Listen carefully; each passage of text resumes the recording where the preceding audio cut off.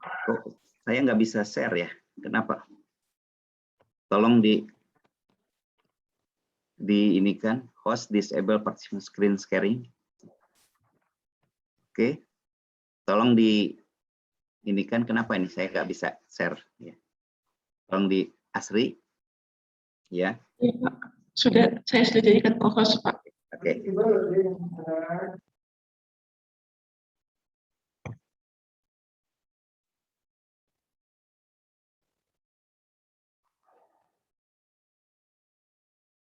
Kelihatan slide saya?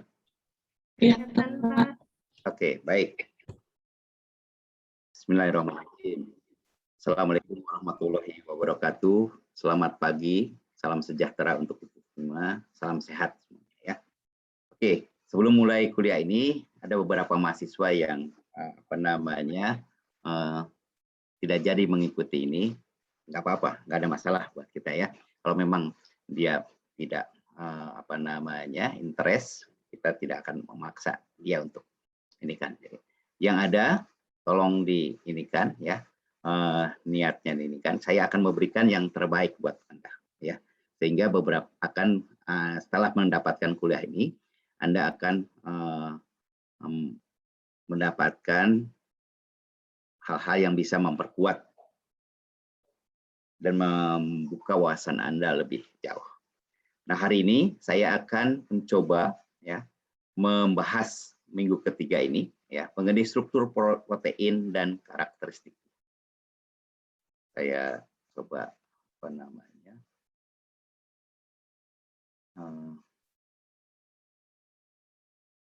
oke.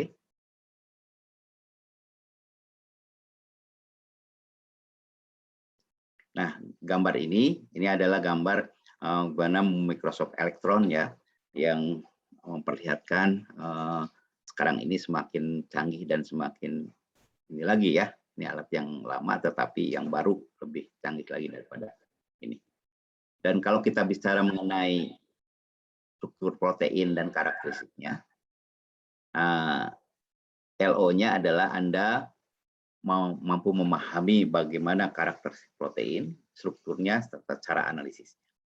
Dengan demikian, Anda mampu menjelaskan bagaimana menganalisis protein dan memahami dasar pembentukan serta perubahan. Pustaka acuan yang Anda bisa inikan adalah Fundamental of Molecular Evolution, kemudian Molecular Evolution Genetic, dan beberapa bahan terbaru yang bisa Anda dapatkan. Nah, bahasan yang akan kita diskusikan. Yang pertama adalah struktur protein, kemudian sekuen pengkode atau CDS, transkripsi dan translasi, kode-kode genetik, simbol asam amino, contoh gen dan translasinya, serta protein enzimatik dan keragamannya. Jadi ini beberapa yang dari karakteristik tadi kita bisa ini kan. Kita tahu bahwa protein adalah polimer dari asam amino. Maka sekuen dari protein tersebut akan terdiri dari berbagai jenis asam amino penyusun. Kalau kita ingin tahu komposisinya, maka harus dilakukan sekuensi asam aminonya dengan terlebih dahulu memurnikan protein target. Ya, apakah itu berasal dari organ, ya, maupun beberapa jaringan. Ya. Nah, kemudian setelah diproses, maka akan masuk kepada mesin yang kita kenal mesin asam amino sequencer. Tentu saja ini akan memberikan pengetahuan ataupun informasi bagaimana suatu asam amino X ya terdiri dari apa aja. Nah, strukturnya seperti apa nanti akan kita lihat. Ini adalah alat yang dapat digunakan ya untuk asam amino sequencer. Ya, biologi ini punya ya, tapi sekarang kurang terurus ini ya. Tetapi mungkin di beberapa tempat justru sekarang ini alatnya lebih canggih lagi. Ini adalah Beckman Coulter Wharton ya versi LF 3000G. Dari ini tentu saja ini alatnya sudah ada. Kemudian Anda lihat juga seperti ini beberapa kan ya di kimia mungkin sudah ada yang baru lagi di PSSP juga mungkin bisa kita lihat masih adakah yang asam amino sequencer. Nah, dengan peralatan yang ada dan proses nanti di dalam praktek tahap per tahap akan bagaimana menganalisis protein sequencing ini ya. Jadi kalau kita sekarang mengenal DNA sequencing, tapi sebelumnya ini ada protein sequencing, yaitu menganalisis asam amino apa saja ya yang menyusun si protein tersebut. Nah, bisa kita lihat komposisinya. Ini sangat berguna, terutama di dalam biomedis maupun untuk sekarang ini biofarmaka. Ya, ini juga beberapa yang sudah lazim dilakukan. Nah, dari hasil sequencing tadi, ya kita tahu kalau ini susunan linearnya, maka kita akan menghasilkan susunan asam amino. Anda lihat, ini ada 34 asam amino, ya, dari hasil sequencing asam amino tadi. Ya. Maaf, ini ada gangguan sedikit.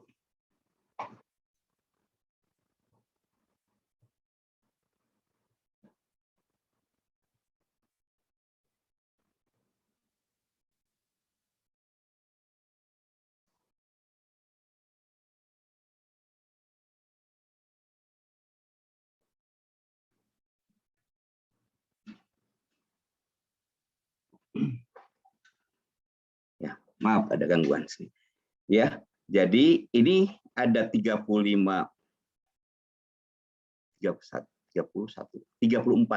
asam amino hasil daripada sekuensi suatu protein. Nah, tentu saja ini Anda lihat masing-masing, ini serin, valin, dan seterusnya. Nah, ini dalam bentuk linear. Nah, kemudian apa simbol-simbol itu? Serin, valin, kemudian glutamin, dan sebagainya. Anda bisa lihat di tabel khusus mengenai simbol asam amino.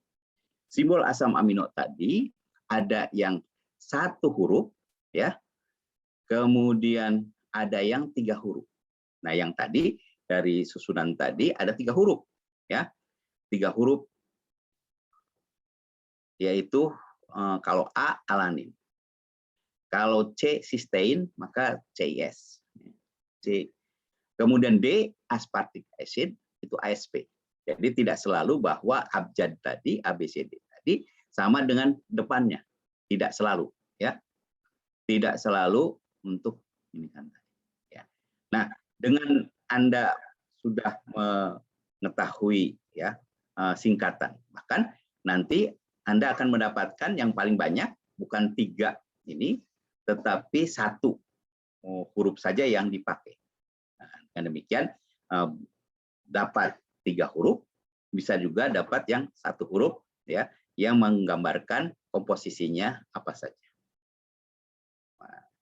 Nah, sebagai contoh, misalkan data sekuen suatu gen ya penyandi protein tadi, apakah itu ada globin gen ya alpha globin. Nah, Anda akan terdiri dari pertama adalah susunan nukleotidanya, kemudian diterjemahkan. Misalkan sebagai contoh ya dengan triple codon yang ada, maka misalkan mulai dengan start codonnya ATG M ya metionin. Nah, P itu apa? Terus ya ini berdasarkan triple codon yang ada tadi. Dan demikian ini contoh ya bagaimana hasil sekuensi protein yaitu asam amino yang didapatkan dari suatu gen hemoglobin alfa. Kemudian dari sini kalau tadi saya berikan Anda rangkaian asam amino dengan 3 huruf. Nah, umumnya yang dipakai adalah yang 1 huruf. Jadi human. Nah, ini sebetulnya di depan yang ini ada M semuanya, karena sebagai start codon. Ya. Jadi ini M, V, L, S dan seterusnya. Itu untuk manusia. Pada hemoglobin alfanya itu didapatkan sekuennya data seperti ini. Untuk kuda, untuk bovine, ya, kemudian untuk ikan karp. Nah, dari gen yang sama, hemoglobin alfa, yang terdiri daripada ini 144, karena plus start codonnya kita hitung, ya. Inilah susunan asam amino yang dimiliki oleh tiap-tiap spesies.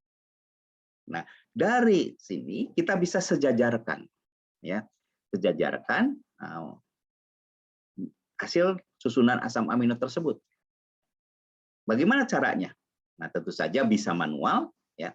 Bisa juga sekarang ini ada program Mega. Meganya sekarang udah Mega 10, Anda bisa pakai Mega 7 yang lebih mudah ini kan, ya. Nah, kemudian hasil-hasil sequencing tadi di alignment, disejajarkan, ya. Nah, dapatlah ini hasil. Jadi ada 144 totalnya. Kemudian kita akan menghitungnya. Jumlah amino yang sama tadi dengan yang kita hitung adalah yang berbedanya dari yang total tadi. Nah, nanti Anda akan mendapatkan data, ya, hasil sekuensi tadi dengan program Mega. Sebagai contoh, misalkan, ya, di sini Anda tinggal ini kan saja. Nah, nanti apa perbedaannya? Ada berapa perbedaan antara kuda dengan manusia? Nah, kemudian manusia dengan bovine. Nah, ini data-data ini Anda bisa rekonstruksi dengan data Mega akan melihat kekerabatan. Ini dari data, ya. Nah, dengan program Mega tadi Anda alignment, ya. Kemudian didapatkan data, ya. Nanti lihat similaritas atau disimilaritas. Jadi kesamaannya atau perbedaan. Nah, jadi kalau dari yang lain, misalkan Anda ini data yang Anda lihat di sini, ya. Ini adalah data dari jenis asam amino insulin. Nah, jadi dari jenis asam amino insulin, kemudian berapa yang samanya, berapa yang berbeda. Misalkan dari sini kita akan dapatkan ini yang berbedanya. Dari 85 ini kan tadi, kemudian ini ada insulin dari Bos taurus, insulin dari Ovis, ya, tupai dan Homo sapiens. Nah, ini dari susunan asam amino tadi kita bisa merekonstruksi pohon filogeniknya, kekerabatan. Nah, jadi tentu saja tahap awal adalah Anda harus mensekuensi gen atau protein yang sama, ya, dan lihat komposisi. Ini tahap yang pertama yang Anda lakukan untuk ini. Nah, kemudian setelah Anda tahu susunannya, jadi ini adalah jenis proteinnya dari adenocorticotropic hormone ACTH, itu ada 39 asam amino. Insulin ada 51 asam amino. Ribonuklease dan seterusnya. Hemoglobin, ya. Nah, hemoglobin ini Anda lihat, ya, semak dari berat molekulnya. Jadi, semakin rendah berat molekul, tentu saja erat kaitannya dan nanti dengan struktur protein. Interest kita, jadi kalau suatu protein dilihat, yang pertama adalah berapa berat molekulnya. Jadi misalkan biasanya satuannya Dalton atau kilodalton. Sebagai contoh, ya, di sini hemoglobin itu 64,5 kilodalton atau 64.000 500 Dalton. Ya. Nah, yang dilihat nanti lihat strukturnya ya. Primer, sekunder nanti akan kita. Jadi perbedaan dari ini kan tadi selain berat molekul, kemudian strukturnya, serta nanti akan kita interest tadi dengan asam amino sequencer tadi didapatkan jumlah asam amino yang ada. Ya.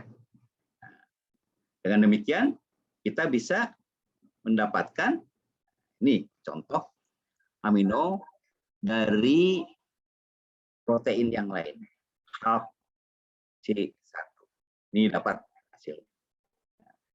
Dari asam amino target ALK1 tadi, ya, dan apa yang Anda harus dapatkan? Yang pertama adalah berat molekul. Yang kedua adalah strukturnya. Yang ketiga tentu saja susunan asam amino penyusun. Nah, ini contoh dari 3 organisme takson, ya, human, mencit, dan tikus. Dapatlah ini kan tadi.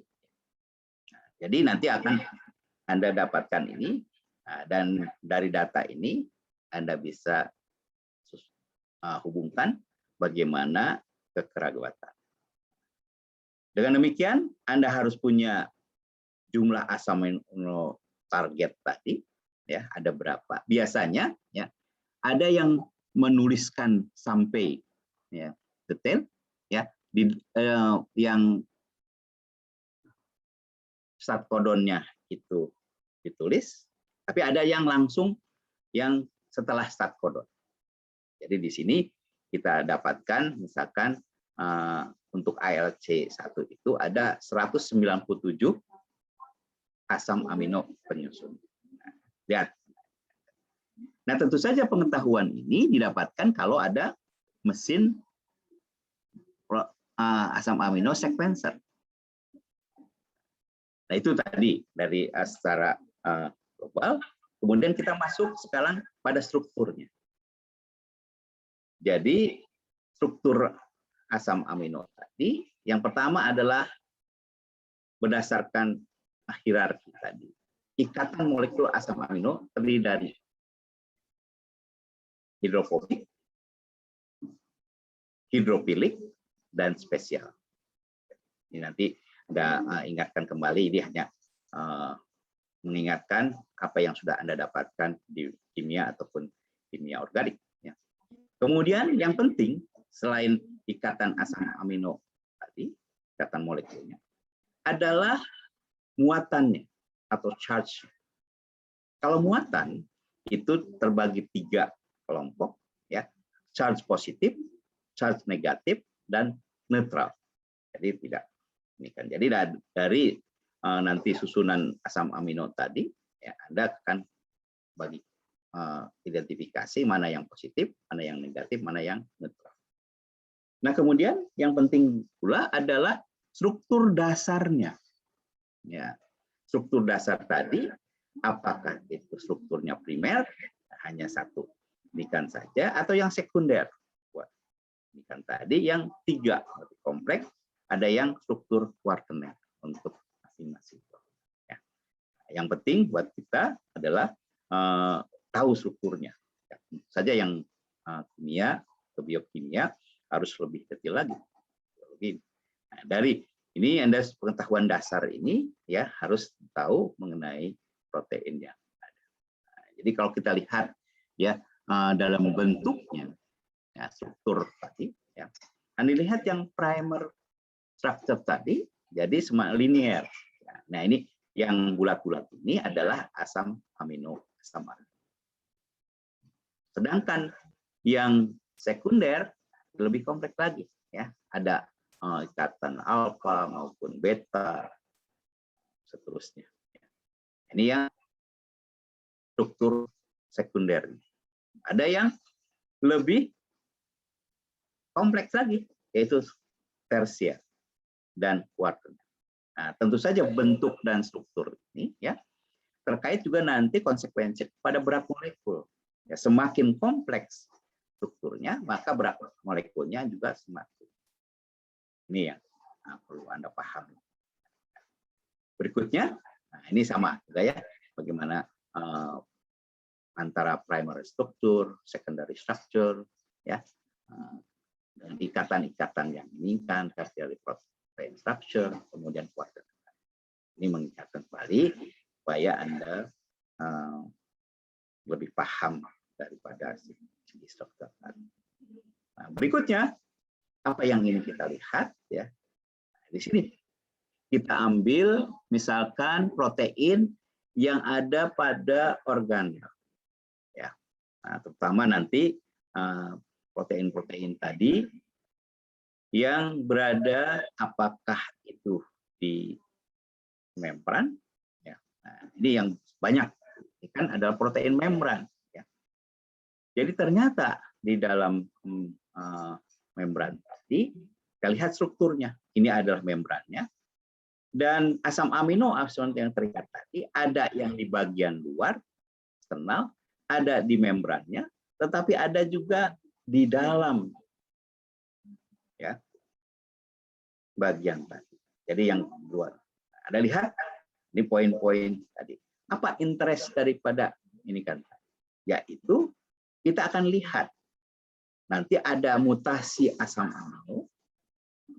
Prof. Dondin almarhum selalu menekankan itu di bagian mana? Apakah di dalam membrannya ataupun di bagian dalam, ya, atau di luarnya.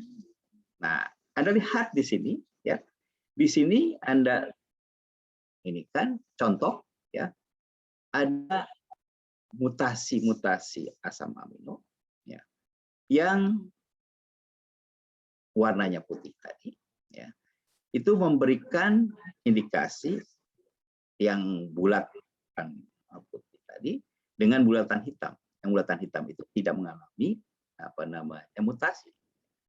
Nah, di sini kita dapat perlihatkan ke Anda ada dari 380 asam amino. Berarti dari ujung awal ini, ya, terus ya sampai ke ujung akhir, ya, 380 tadi ada 3 asam amino yang mengalami mutasi dan mutasinya bersifat non-sinonim. Apa artinya non-sinonim? Merubah asam amino 1 menjadi asam amino yang lain. Sebagai contoh, yang di mana itu letaknya? Ya, letaknya sebagai contoh adalah pada asam amino ke-238. Titik pertama. Nah, saya perlihatkan itu ternyata dari alanin ke threonine. Nah, kemudian ada lagi yang kedua adalah di situs asam amino ke-295. Ya. Itu ternyata alanin menjadi threonine. Dan situs yang ke-358. Tirosin dan asparagin.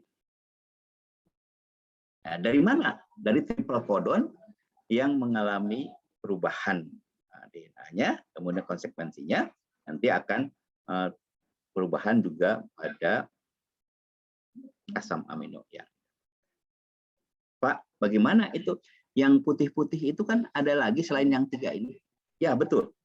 Tapi yang putih-putih yang tadi bulatan putih tadi, ya, itu terjadi mutasi, tetapi mutasinya bersifat sinonim. Artinya apa? Tidak merubah asam amino. Nah, jadi kita lihat sekarang mulai aplikasi, ya, antara ada berapa ini protein ini susunan asam aminonya? Ada 308. Ada berapa mutasi yang ini? Misalkan ada taruhlah 40 mutasi. Anda tinggal dihitung aja yang putih-putihnya ada berapa. Yang berikutnya adalah dari yang bermutasi tadi, berapa yang sinonim, yang tidak merubah asam aminonya, berapa yang non-sinonim. yang berubah asam amino. Nah, ini tadi saya sudah jelaskan ada 3. Jadi beberapa yang Anda bisa perhatikan. Nah, ini juga kita lihat suatu protein TAS2R38 reseptor, yaitu merupakan reseptor TAS2R38 reseptor. Ini ada berapa asam amino yang ini kan ya. Nah, tinggal Anda hitung seluruhnya. Kemudian Anda perhatikan di sini selalu ini karena adalah transmembran, ada yang di dalam membrannya ya, letaknya. Ada yang rangkaian itu di luar ya. Ininya tadi. Ada yang di luar, bagian luar, ada di dalam ya. Ini kan. Nah, ini data dari yang primate, karena banyak ya dari primate-nya. Kalau lingkaran apa bedanya? Nah, kita lihat nanti kotak-kotak tadi, ini 3 spesies yang berbeda. Makaka nigra, makaka nigresen, dan makaka tongkeana. Ini adalah Sulawesi makaka. Data ambil dari publikasi yang ini kan mengenai gen TAS2R38 ya, untuk makaka. Jadi ini didapatkan di mana situs mutasinya, di perbedaannya ya antara ketiga. Ya. Nah, jadi ini bisa mengindikasikan Anda sudah mulai dari struktur bisa memahami yang bagian mana saja yang berbeda antar spesies ya. Kemudian nanti ya di bagian mana dan apa konsekuensi dari perubahan tersebut ya. Pelan-pelan ya. Nah, ini dari segi struktur. Oke. Sampai sini ada yang bertanya tidak? Silakan. Ya. Dari apa yang saya sampaikan tadi. Ya. Jadi Anda sudah lebih dalam lagi ya. Biasanya mau protein itu tidak saja berat molekulnya, tidak, tapi susunan asam amino. Nah, kemudian bagaimana struktur. Bahkan sekarang ini Anda bisa kalau sudah mengekstraksi protein tadi, nanti minggu depan secara detail bagaimana proses-prosesnya, Anda tinggal kirim, bahkan mendapatkan struktur 3 dimensinya. Sekarang ini di Malaysia itu alatnya untuk melihat struktur 3 dimensi. Di Indonesia pun mungkin di ITB sudah ada, jadi nggak perlu ke Malaysia. Biasanya kami sebelumnya mengirim ke Malaysia, kemudian melihat struktur 3 dimensi dari protein yang jadi interest. Ya. Silakan. Ada yang bertanya sampai sini? Ya. Asri, bagaimana Asri? Asri? Ya. Gimana tanggapan Anda dari ini kan tadi? Ya.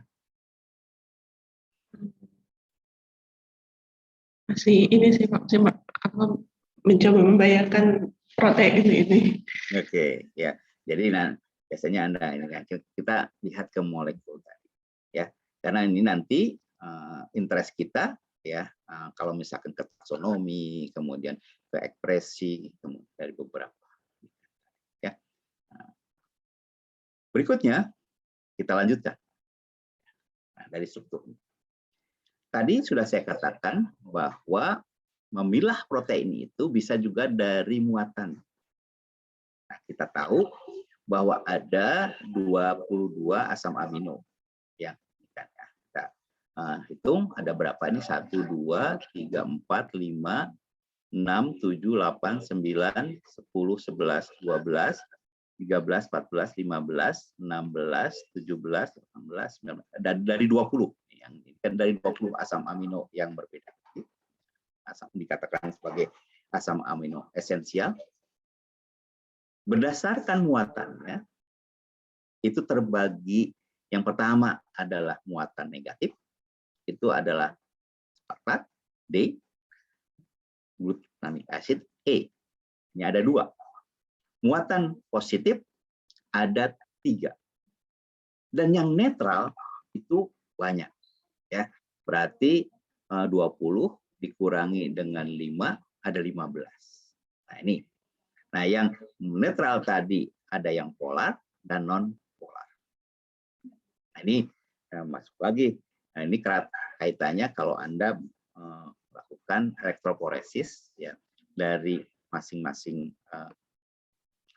protein tadi. Nah, nanti hasil elektroforesis ditentukan oleh komposisi. Ya. Sebagai contoh, misalkan tadi pada insulin, ya, pada insulin, ya, ada berapa? Insulin ada 39. Nanti Anda bagi 3, ya. Berapa yang negatif, ya? Berapa yang positif? Berapa yang netral? No. Maka Anda akan mendapatkan komposisi akhir dari 39 tadi.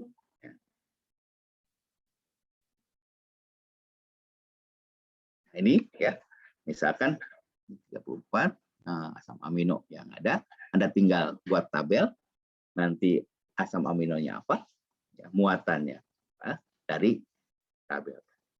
Sehingga total dari muatan sama protein tadi dengan menjumlahkan ya paling banyak mana? Apakah yang netral atau yang negatif atau yang positif? Ini ya secara detail kita bisa. Sebagai contoh ya, jumlah total asam aminonya 144 ya. Yang bermuatan negatifnya berapa? Yang X. Jumlah asam amino yang bermuatan positifnya berapa? Jumlah asam amino yang bermuatan netralnya berapa?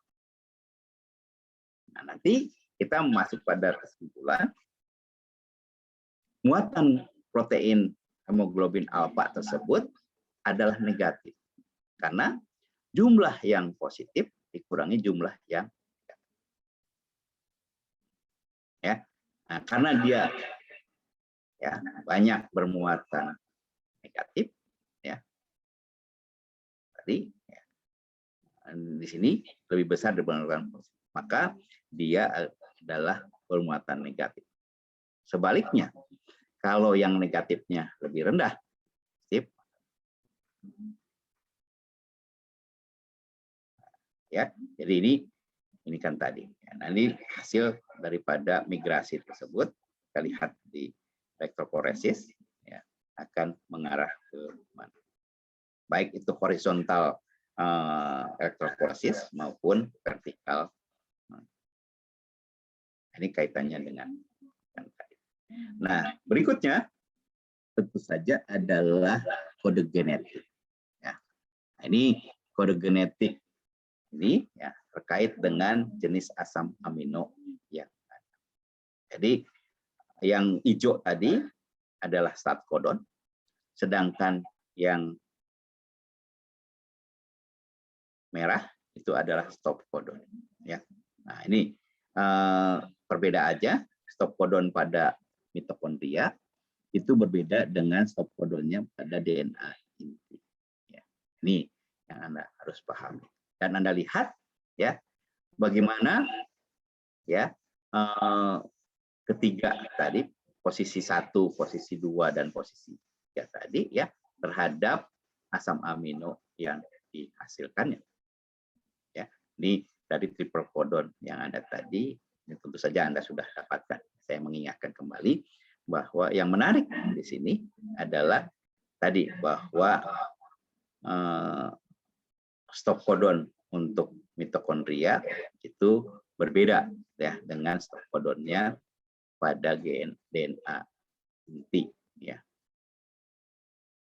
Dan kalau Anda lihat tadi rangkaian susunan tadi, tiba-tiba di tengah itu ada stop codon, bagaimana konsekuensinya? Ya. Nah, tentu saja ini ada kelainan di dalam protein tadi. Nah, kita lihat tentu saja ada beberapa mutasi yang menyebabkan stop codonnya itu mestinya di ujung, itu di tengah. Ya. Tentu saja ini terkait dengan abnormalitas daripada protein-protein yang jadi bisa kita lihat. Kalau stop ya betul aja harus di ujung ya sehingga utuh si protein tersebut. Bukan tengah. Berarti banyak terjadi ya. Nah, ada kelainan-kelainan yang disebabkan oleh posisi stop codonnya ada di tengah. Nah, ini Anda lihat bagaimana si protein itu mulai dari transkripsi dan translasi menjadi asam amino. Itu berawal dari kita lihat susunan utas DNA-nya ya dari gen-gen tertentu. Kalau itu suatu protein, ya kita ambil mRNA-nya ya. Dari mRNA tadi lihat susunan daripada DNA-nya. Nah, kemudian kita akan dapatkan kalau itu ada AUG-nya, berarti di situ mulai start codonnya. Ya.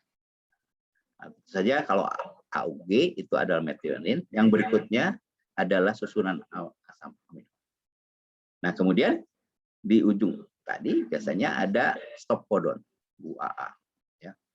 Nah, ini berarti Anda tinggal susunkan dari mulai metionin sampai ke stop codon sebelum stop codon tadi. Sistem. Nah, ini contoh bagaimana tadi dari ke translasi menjadi asam amino. Ya. Nah, secara demikian tadi, ya, terutama kita lihat dan di biologi ya awal ya kita lihat bahwa gen yang coding sequence tadi ya, di depannya tentu saja ada promotor dan di ujung lain ada terminator. Kita mulai dari yang CDS-nya, coding sequence. Ternyata di coding sequence itu ada bagian yang 5 UTR yang tidak ditranslasi ya, tetapi ini memungkinkan. Dan di bagian ujung yaitu 3 UTR. Ya. Jadi yang kita akan interest mulai daripada yang coding sequence, coding region tadi, mulai dari metionin ya sampai kepada stop codon, starting codon sampai ke ujung. Jadi walaupun itu tidak ditranslasikan, tetapi dia mempengaruhi. Yang menarik adalah ya pada beberapa indikator bahwa kelainan-kelainan ya pada 5 UTR ataupun 3 UTR juga memberikan dampak terhadap beberapa penyakit. Ya. Jadi ini Anda akan lihat kelainan pada 5 UTR. Anda masukkan aja 5 UTR, Anda kemudian memasukkan juga kelainan abnormalitas pada 5 UTR. Apa? Pada gen apa? Nanti akan terlihat. Apakah pada 5 UTR, 3 UTR dan seterusnya. Ya, ini adalah apa namanya dilihat dari ini kan. Nah, ini hasil dari transaksinya tadi kita urutkan. Nah, kalau ini pada satu spesies A, misalkan makaka fascicularis, kemudian hal yang sama kita lihat pada makaka nigra atau yang lain. Nah, sama juga kalau pada ikan, misalkan lihat targetnya gen apa. Nah, kemudian gen yang sama lihat dari berbagai macam spesies ikan yang berbeda, bagaimana susunan asam amino pendukungnya dari gen tersebut, dan di mana ada persamaan maupun perbedaan. Nah, nanti Anda bisa urutkan dan alignment dari masing-masing data yang Anda ya. Nah, tentu saja ini nanti Anda lihat struktur primer ke arah struktur ya. Jadi semakin kompleks strukturnya, maka Anda akan dapatkan ya berat molekulnya juga semakin besar. Nah, sekarang ini setelah nanti minggu depan kita akan lihat setelah diekstraksi langkah awal apa untuk karakteristik tadi, yaitu berat molekul. Nah, dari berat molekul tadi kita lihat juga ya apakah strukturnya itu primer, struktur sekunder, tersier. Ya, ini dari Contoh lain ya dari protein yang akan kita analisis tadi adalah isoenzim. Apa itu isoenzim? Adalah enzim yang mempunyai cara kerja yang sama, tetapi terdapat pada organ yang berbeda. Nah, analisis isoenzim itu sebelum berkembangnya DNA itu populer, ya, karena bisa melihat. Karena kita lihat bahwa di isoenzim itu, sistem enzim itu banyak sekali lokus-lokus atau gen-gen. Sebagai contoh, isoenzim alkohol dehidrogenase atau disingkat ADH, ya, itu ada ADH1, ada ADH2. Sebagai contoh ADH1, ya, ada ditemukan di hati, tetapi ada juga di yang lain. Sebagai contoh ini esterase. Esterase itu ragamnya banyak sekali, dan ternyata esterase 1 itu di plasma bersifat, nanti strukturnya bagaimana, monomer atau dimer, ternyata, dan seterusnya. Kemudian juga misalkan GAPDH, glycerol aldehid 3 fosfat dehidrogenase, GAPD ada di jantung. Yang sebagai contoh, GOT1 itu hati dan ginjal, GOT2-nya juga sama. Ada juga yang di hemolisat, ya, hemolisat yang kita dapat. Jadi harus disentrifuge dulu, dipisahkan antara apa namanya. Ini berbagai jenis isoenzim yang ada, ya. Ada beberapa ratus sekarang ini isoenzim yang. Nah, untuk melihat ya ragam daripada isoenzim tadi, berdasarkan struktur proteinnya, kita akan mendapatkan antara monomer, dimer, trimer, dan tetramer dapat dibedakan dari pita-pita yang muncul. Ya, kalau kita menganalisis isoenzim. Nah, setelah diwarnai, ya, maka akan muncul pita-pita tadi. Tergantung kepada jenis protein isoenzimnya, ya, maka kita melakukan pewarnaan yang berbeda-beda. Ya. Nah, saya awal-awal sebelum ke DNA, saya magang untuk isoenzim ini cukup lama. Ya. Dengan terlatih dengan ini tadi, maka akan apa yang dilakukan untuk menganalisis struktur isoenzim ini, yaitu dengan memigrasikannya di gel elektroforesis, ya, yang horizontal, ya. Apakah nanti gelnya itu macam-macam, ya. Nanti kita lihat ada yang kita bisa lihat. Jadi dilihat dari pola migrasi. Jadi ini monomer itu ada 2 tipe, ada 3 tipe. Yang migrasinya cepat, yang kita katakan adalah fast, ya, F. Migrasinya lambat, slow, dan ini yang homozigot yang slow, homozigot yang fast, dan nanti heterozigot keduanya. Jadi yang monomer itu gabung. Tapi yang dimer, pitanya itu yang sama. Kalau yang slow, pita di bawah, yang fast pita di atas. Tetapi yang membedakan adalah pada heterozigotnya, ya, dan seterusnya. Jadi Anda tinggal mengikuti saja. Ya. Kalau monomer berarti bagaimana heterozigosnya? Monomer 1 + 1. Dimer bagaimana heterozigosnya? Dimer 2 + 1. Ya. Jadi heterozigotnya harus ada 3 pita. Trimer, ya. Trimer itu adalah 3 + 1. Anda lihat ada 4 pita. Quaterner atau tetramer, ya. Nah, Anda lihat tetra 4 + 1 5.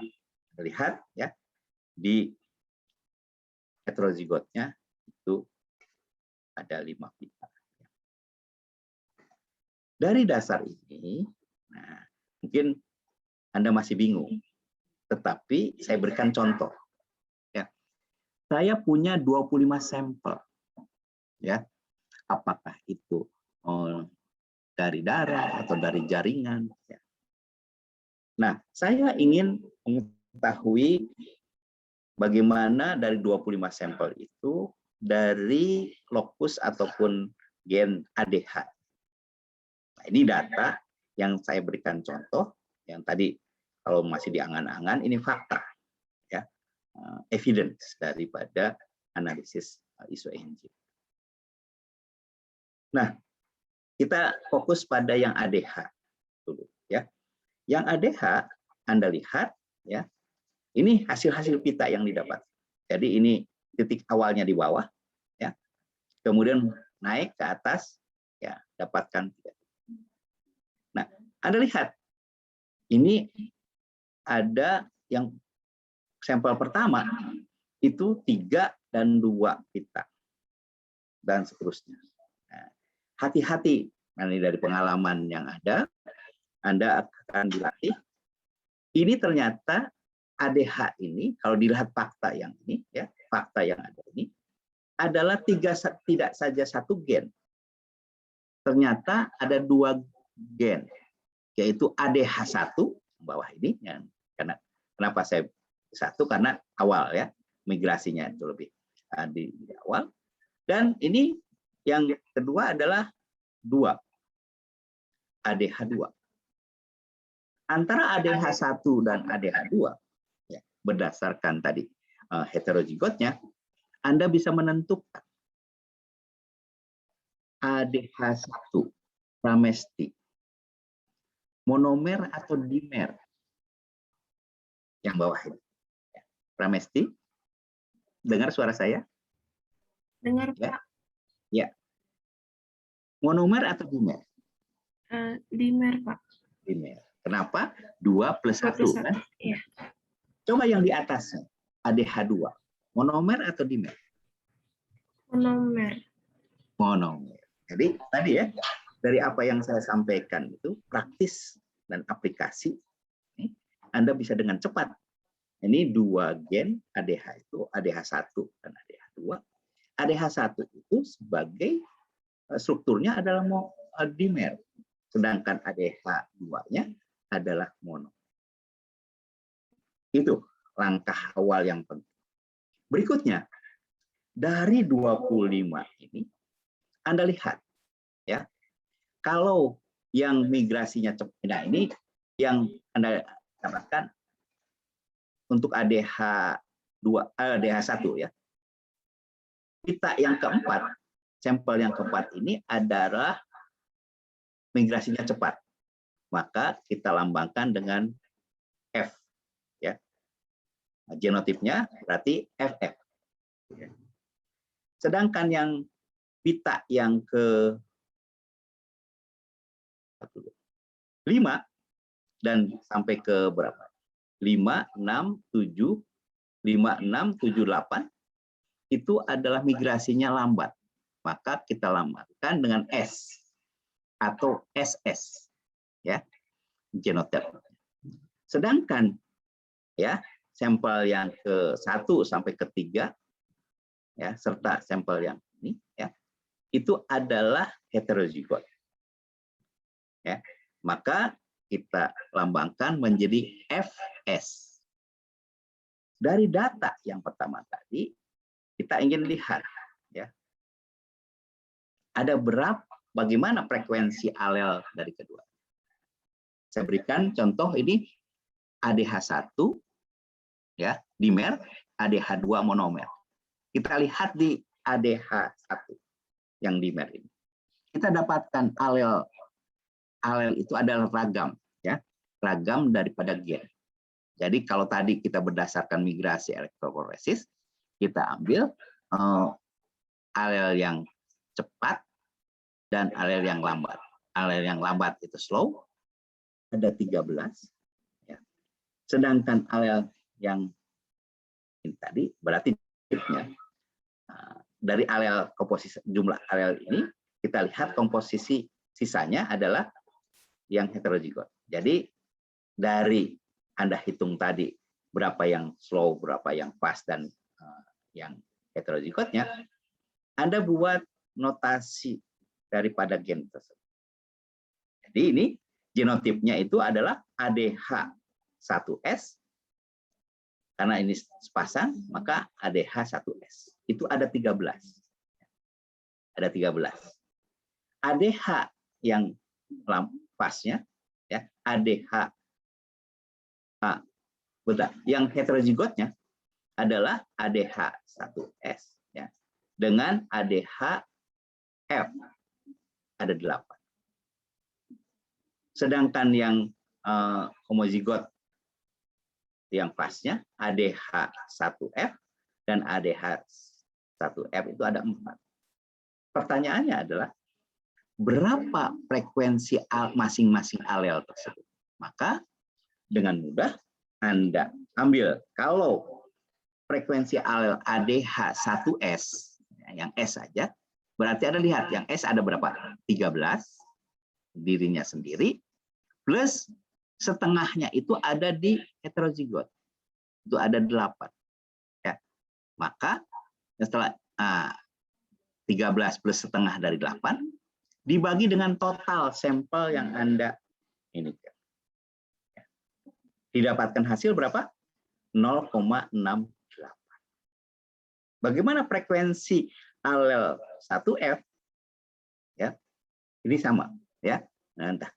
Tadi ya 4 F mana ada F itu 4 ditambah setengah daripada heterozigotnya, ya, dibagi dengan total sampel yang ada, maka dia dapatkan 0,32 atau 1 dikurangi dengan yang 0,68, ya. Nah ini jadi dengan mudah dari data tadi Anda bisa menentukan begitu ditanya, ya, Pramesti ada bagaimana frekuensi alel pada ADH1? Anda tinggal lihat data tadi, ya, ADH1 ini, komposisinya bagaimana, kemudian baru dilakukan perhitungan. Hal yang sama saya contohkan ke Anda bagi ADH2. Jadi Anda lihat data ini kan tadi dibuat ada alel S-nya 4, F-nya 8, yang pasnya 8, sedangkan yang slow sama fastnya ada 13. Total ini semuanya harus 25, karena sampel adalah 25. Nah, dari sini Anda harus transfer ke genotip, yaitu ADH1S, ADH1S, nah, itu yang homozigot, ada 4, ADH1S dan 1F untuk yang heterozigot, dan ADHF dan ADHF untuk yang homozigot.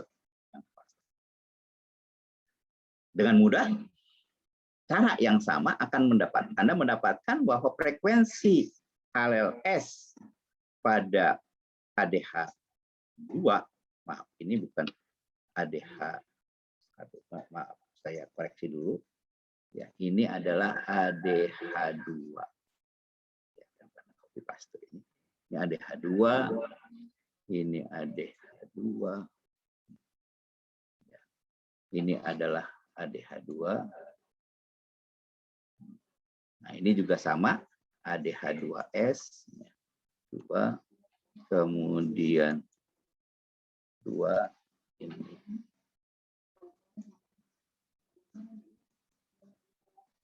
Dua, 3 Anda bisa dapatkan ini ADH2-nya. Ya. Kemudian ini juga ADH2. Ya. Ini akan Anda dapatkan kembali. Sampai sini, ada yang bertanya tidak? Cukup jelas nggak apa yang saya sampaikan? Ya. Mana yang lain yang hadir? Siapa Bapak, ya, boleh, maaf, ya, saya boleh dijelaskan kembali nggak Pak? Bagaimana sih Pak untuk mengetahui, oh iya ini termasuk yang slow, ini termasuk yang fast dari pita-pita yang tadi itu. Oke, baik. Secara sederhana, Anda lihat titik awal daripada sampel Anda. Nah, di sini di origin. Origin itu adalah sumur awal Anda. Berarti di sini, di bawah, bukan di atas. Ya. Sumur yang untuk sampel 1 ini di sini, sampel 2 dan seterusnya. Jadi ada berapa sumur? Ada 25 sumur. Ya. Dari 25 sumur tadi, Anda lihat mana yang fast, mana yang slow. Anda lihat di sampel nomor 4, Anda perhatikan ya. Maka lihat yang di sebelahnya dari heterozigotnya tadi ya, maupun yang homozigotnya. Ya. Jadi ini termasuk yang fast atau yang lambat? Nomor 4 ini. Cepat ya Pak, yang fast ya. Karena lebih atas kan? Lebih dulu iya. Lebih dulu. Yang slow, yang lambat di Yang bawah. kelima iya. Ya, dan seterusnya. Paham? Nah, paham Pak. dari slow dan fast tadi harus Anda dapatkan heterozigot. Ya, paham? Paham. Nah, tadi siapa yang bertanya? Saya enggak, ya? Tantri Apa, Mbak? Pak. Nah, Mbak Tantri ya. Mudah sekali ya. Iya, Kelihatannya paham kan Pak. orang itu sulit katanya menganalisis karena belum tahu cara. Iya, Begitu iya. Anda tahu caranya, ya, Anda dengan mudah ya menentukan tadi angka-angka yang didapatkan tadi. Ya. Dari angka ini baru ditransformasi ke genotik dan seterusnya. Oke. Ada lagi silakan, nggak usah ini ya, nggak usah segan-segan. Nanti akan saya coba sampaikan dengan. Oke, ada lagi? Nah, yang menarik adalah Anda lihat di PJI. PJI juga ada 2 lokus, ya. Coba, yang pertama itu PJI 1, ya, Ibu Tantri. Ini monomer atau dimer? Yang pertama PJI 1 ini dimer. Nah, kan sekarang dengan cepat Ibu bisa ini kan. Mana yang slow-nya? Yang keempat. Yang keempat.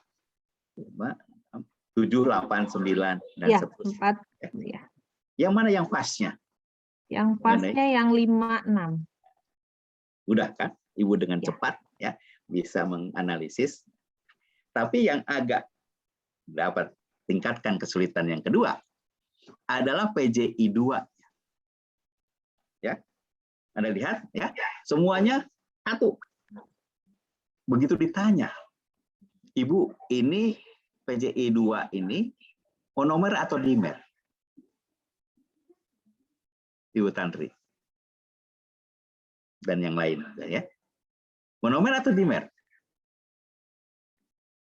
Ya. Ibu? Nggak tahu ya apa ya, Pak. Nah, ya. Karena hanya 1 ya. Nah, karena hanya 1, kita tidak bisa dengan cepat menentukan apakah itu monomer atau dimer. Ya. Karena kita tidak bisa memilah ini migrasi cepat atau lambat. Betul nggak? Iya. Ya, bisa saya katakan cepat bisa, katakan lambat bisa, ya. Oleh karena itu, untuk melihat ini, Anda tambah lagi sampelnya lebih banyak, sehingga sampai muncul perbedaan yang lain. Ada yang cepat dan yang lambat itu keluar. Ya. Nah, berarti kalau sampelnya hanya 25, ini semuanya kita tidak tahu ini monomer atau dimer. Jadi harus tambah lagi sampelnya, tapi mendapatkan karakter yang lain tadi terisi. Oke, apa tadi Ibu? Berarti selama kita belum mendapatkan perbedaan ini, berarti sampel itu akan terus harus ditambah aja terus ya Pak ya? Ya, supaya kita bisa tahu. Kalau seluruhnya sudah 200 atau 1000 masih juga sama, berarti ini adalah tidak polimorfik. Jadi bentuknya itu sama, Walaupun kita tidak bisa menentukan itu adalah alel tepat atau alel. Ya. Jadi monomorf, istilah ininya adalah monomorf, ya, bentuk. Nah, Anda bisa latihan di rumah untuk yang ini terjadi juga yang monomorf ini pada PGM2, ya, itu juga monomorf. Ya, ini contoh-contoh. Jadi saya mulai dengan kasus yang mudah, kemudian Anda akan mendapatkan kesulitan pada saat ditanya hanya satu. Bagaimana cara pemecahannya? Nah, itu tadi sudah saya sampaikan. Baik, karena waktu kita terbatas, barangkali saya lanjutkan. Ya. Dengan ini contoh ya bagaimana pada serangga lebih kompleks. Kalau tadi sederhana, jadi ada gen yang namanya alpha GPDH1. Ya. Berarti lebih dari satu itunya lokusnya ya. Nah, di sini datanya pada Drosophila itu ada gen G alpha GPDH1 dengan 2 alel, ya, alel fast dan alel slow. Ya, jadi nanti GPDH-F atau S atau, nah nanti kita lihat ya. Jadi ada 2, fast dan slow. Nah kemudian ini lebih naik lagi nih kesulitannya. Selain GAPDH1 juga alpha amin, ya, amilase. Ya. Jadi yang ketiga, ada lagi gen yang ketiga, gen NS. Dikatakan inversi Nova Scotia. Karena terletak di dalam kromosom yang sama dan saling berdekatan posisinya, maka genotipnya itu bisa macam-macam. Berarti kombinasi dari ketiganya. Kalau yang non-NS itu ada non-NS dan NS, ini 2 juga. Kalau yang AMI itu fast sama slow, ya. Kemudian yang JAPDH, yang JPDH, fast dan slow. Inilah data yang didapat dari seluruh. Ya. Sekarang berapa jumlah sampelnya? Itu ada, Anda jumlahkan ini semua, itu ada 1.158. Pertanyaannya yang tentu saja yang menarik, bagaimana frekuensi masing-masing alel pada ketiga gen tersebut? Nah, mulai pusing kan? Padahal sederhana seperti yang saya sampaikan. Anda mulai satu-satu, ya. Mulai satu-satu gen yang pertama, GAPDH. GAPDH-F itu ada berapa? Ya. GAPDH-F itu Anda jumlahkan dari data ini yang ada F-nya, dan GAPDH-S Anda jumlahkan. Didapatkan 928 dan yang S-nya 230. Maka dugaan frekuensi daripada 1F-nya tinggal 928 dibagi dengan total jumlah. Ya. Anda dapatkan 0,8014 yang S-nya ya adalah 0,198. Nah, Anda bisa masukkan standar errornya dengan perhitungan standar error. Maka frekuensi alel alpha F-nya adalah 0,8180 plus minus 0,01 dan nah pada gen yang kedua juga sama. Jadi kalau Anda perhatikan sepertinya ini soal jelimet setengah hari, susah Anda hitung ya. Tapi begitu tahu caranya dalam ukuran menit atau detik ya, Anda sudah bisa menjawab. Jadi paham nggak? Nah, makanya saya berikan dari yang sederhana, mulai yang lebih kompleks dan seterusnya. Ya, jadi di dalam evolusi molekuler ini mudah Makanya ada yang ketakutan karena tidak mengerti dan tidak mengikuti perkuliahan yang tepat. Ya. Tapi begitu Anda ini kan soal yang kelihatan menjelimet itu sederhana, ya. Pada awal-awal saya dapatkan kuliah, waduh gimana nih cara ngitungnya? Ternyata dari yang tadi bisa kita persingkat.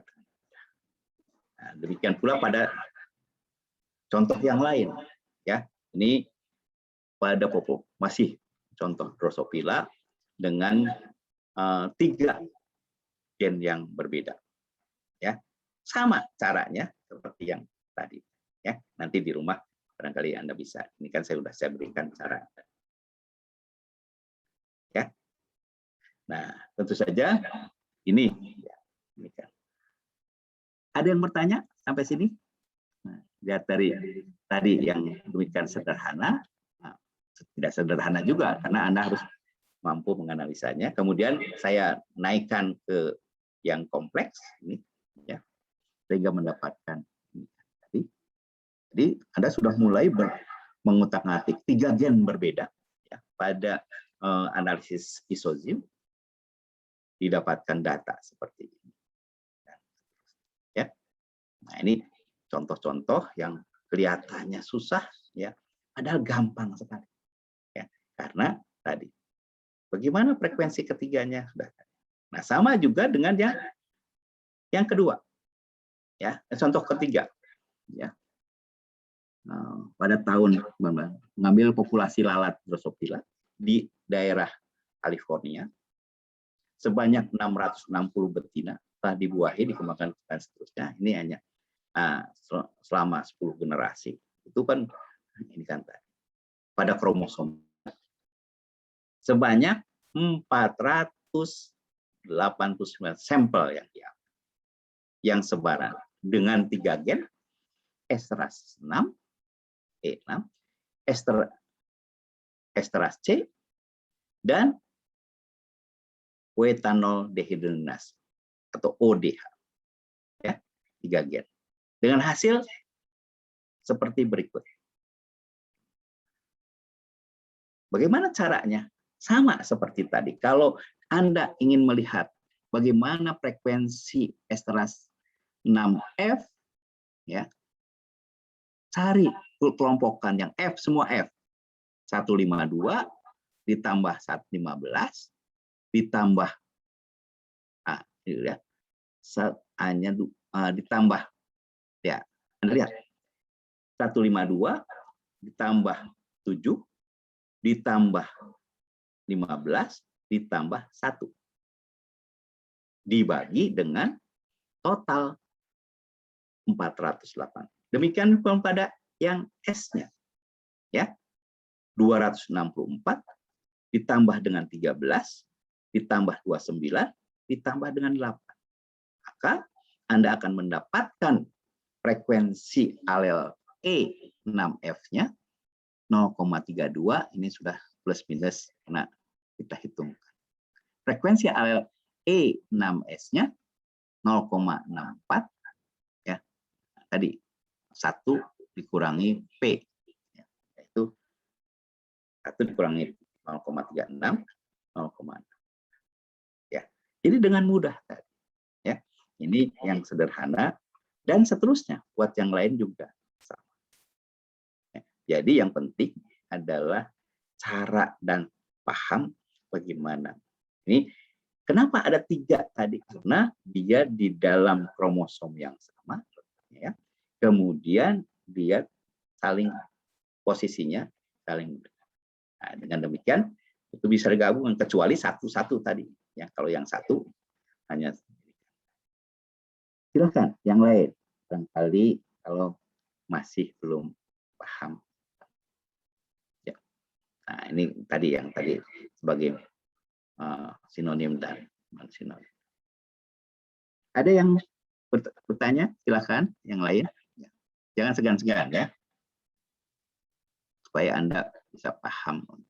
Kelihatannya sulit, tetapi mudah sekali, ya. Di ini. Oke.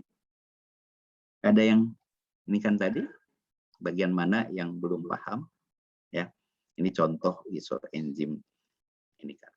Nah, Anda bisa trace karena kalau lihat pustakanya berarti sebelum tahun 2000 ini data-data Anda bisa gali untuk isoenzim. Masukkan isoenzim, kemudian beberapa yang ya, akan didapatkan data. Oke, ada yang bertanya? Ya, pelan-pelan nanti Anda download materinya, ini kan Anda paham. Dan untuk tugas pemahaman yang ini, Anda cari ya informasi-informasi yang terkait dengan proteomik, karena kita bicara dengan mengenai protein. Anda ini apa itu proteomik dan aplikasi. Ya, jadi banyak literatur yang ini kan supaya Anda bisa pahami ya. Sama seperti yang tugas yang minggu lalu juga ya, Anda kalau rajin mencarinya, Anda mulai paham. Ya. Oke. Saya stop share dulu ya, supaya saya bisa berdiskusi dengan yang lain untuk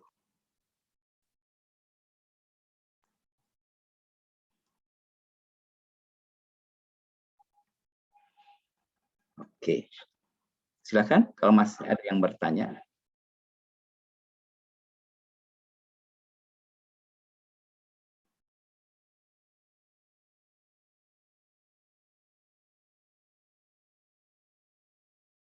Pak Iwan, gimana Mas Iwan? Ya. Iya Pak, ini masih menyesuaikan dulu Pak. Suaranya kecil sekali. Apakah sudah terdengar suaranya Pak? Ya, ya. Silakan Mas Iwan. Iya Pak, masih menyesuaikan Pak, masih mendalami juga. Ya, pelan-pelan ya Pak. Pelan-pelan Pak. Anda kan ini ya di kelautan ya, kelautan? Ya benar ya, Pak. Banyak sekali ya data-data protein enzimatik yang belum terungkap tuh di laut. Ya. Jadi ini dengan analisis yang protein saja bisa ini kan tadi. Ya. Nah, jadi pelan-pelan. Iya Pak. Mas Fikri, bagaimana Mas Fikri? Anda bidangnya apa ininya, Mas Fikri? BSA Pak. Ya, BSA ya. Nah, itu di BSA juga beberapa organisme banyak yang belum tereksplor ya, dengan protein enzimatik aja juga masih banyak yang datanya. Ya, banyak bisa dilakukan. Apalagi tumbuhan juga sama ya, banyak. Nah, dulu Profesor Alek itu banyak apa namanya analisis mengenai protein enzimatik untuk berbagai tumbuhan ya dan tanaman seperti pada ubi jalar, kemudian pada kelapa dan sebagainya. Seorang dokter dari Universitas Papua ya yang dibimbing oleh beliau menganalisis mengenai isoenzim ya pada kelapa.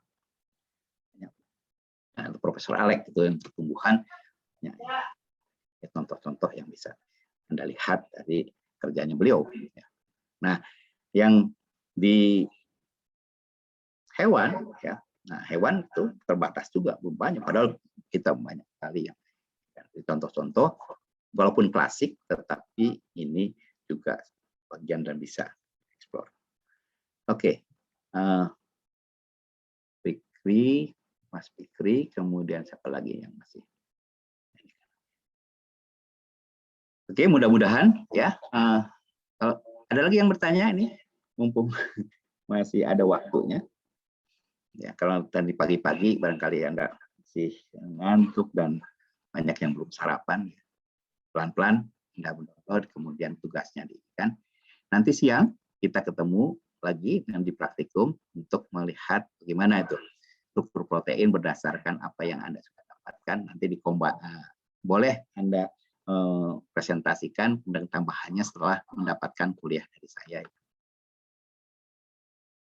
Baik, jangan lupa Anda presensinya di PB Mobile. Kalau tidak ada lagi, ya masih ada nggak? Bapak, ya, silakan. Berarti tugasnya ini untuk selanjutnya apa saja ya Pak ya? Ya. Proteomik ini saja. Ya, proteomik dan aplikasi. Jadi Anda gali itu. Karena kita lagi bicara mengenai protein ya. Tapi sekarang ini pendekatan protein ini yang baru itu ke arah proteomik. Nah, nanti Anda lihat apa itu proteomik, bagaimana mengaplikasikannya, ya.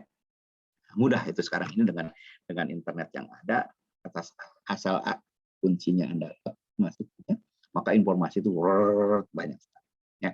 Jadi nanti Anda lihat bagaimana pendekatan proteomik yang sekarang ini aktual, ya, current information mengenai proteomik.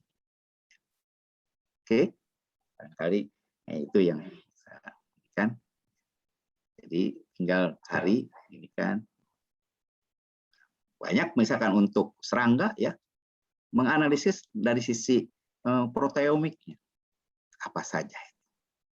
Bu Tantri bisa cari. Itu kemudian Mas Iwan tadi ya, bagaimana untuk yang ikan marine, yang pendekatan proteomik itu seperti apa sekarang, ya.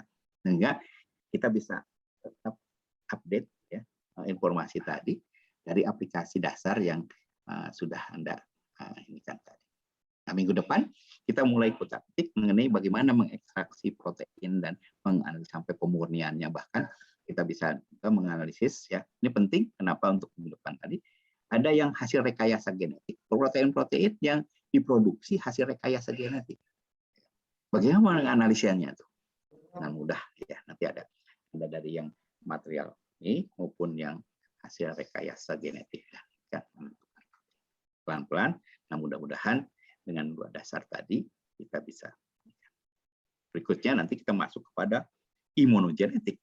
Nah, sekarang ini sangat-sangat update dengan COVID-19 ya, beberapa ya. Oke. Kalau tidak ada lagi ya. Masih ada lagi yang kurang jelas maupun ini. Ya pelan-pelan ya. Saya yakin bahwa Anda mungkin baru ataupun ini. Mudah-mudahan seperti yang saya jelaskan tadi, saya tidak akan menjelaskan yang menjadi rumit. Justru yang rumit menjadi sederhana. Ya, seperti contoh yang tadi analisis gen-gen secara protein enzimatik didapatkan datanya itu sepertinya susah, ternyata mudah sekali. Karena penting mengetahui frekuensi alelik atau genetik tadi untuk melihat perubahan. Kalau tidak ada, ya barangkali karena pagi ya, silahkan sarapan maupun ini, ya sehat kembali. Saya tutup. Alhamdulillahirabbil alamin. Ya. Selamat siang. Salam sehat untuk semuanya. Terima kasih. Ya silakan. Terima kasih Pak. Terima kasih Pak. Terima kasih Pak. Ya, Pak. Ya silakan.